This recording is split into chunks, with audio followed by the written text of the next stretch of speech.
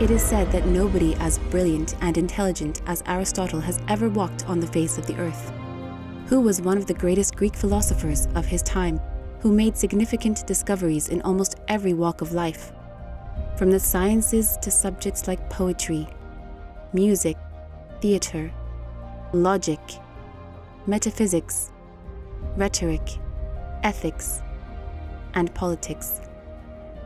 Aristotle was truly a master of them all. Aristotle conceived of God as outside of the world, as the final cause of all motion in nature, as prime mover and unmoved mover of the universe.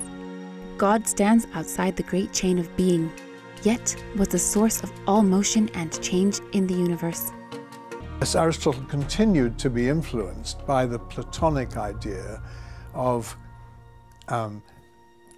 certain absolute realities responsible for the ordinary, everyday things we see. That's in the physics and in the his book, The Metaphysics. He identifies this with something which is perfect, beautiful, invisible, and indeed he identifies it with pure mind, the pure activity of mind.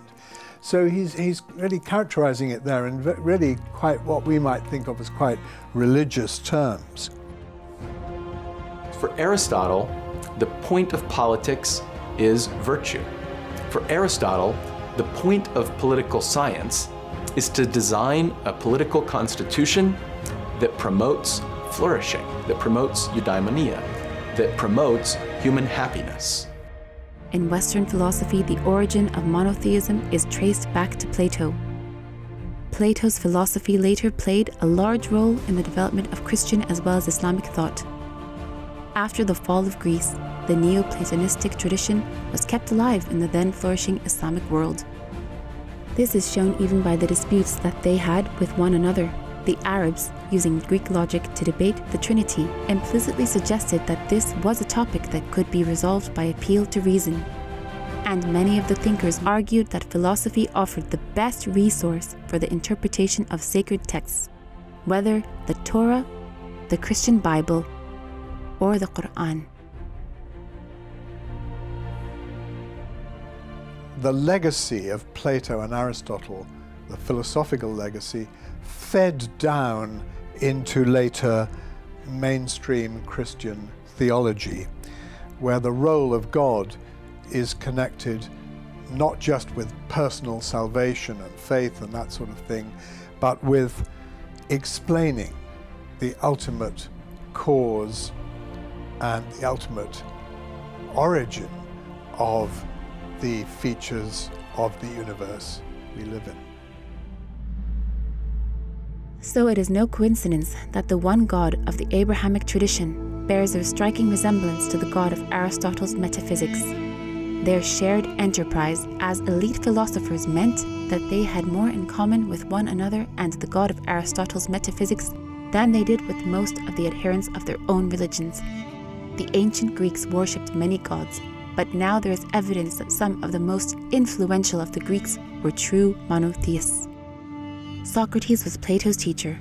Almost all of his writings were destroyed, but from the records we have left, we find that he encouraged the youth of Athens to question their ideas of gods, for which he was sentenced to death. And this shows he was against the concept of many gods. Plato's principal student was Aristotle. Aristotle's principle dominated the world for a millennium after his death. One example is the creation of logic. Never before in the known history of mankind was logic discussed or taken as a science. There is absolutely no evidence of this before the time of Aristotle. This is astonishing to many historians, because they claim that every event in human history is based on an event that occurred before it. Only a messenger from God can introduce entirely new knowledge or science. The Quran says that God has sent messengers to all nations as warners. And it would seem illogical if God did not send prophets to the thriving civilization of the ancient Greeks. Given this, and the fact that Alexander's teacher was Aristotle, whose teacher was Plato, and whose teacher was Socrates, linking them all to certain common beliefs, could, in light of the above evidence, surely be only pure monotheism. Every philosopher, and indeed also every scientist, is indebted to Aristotle. He deserves the title Dante gave him, the master of those who know.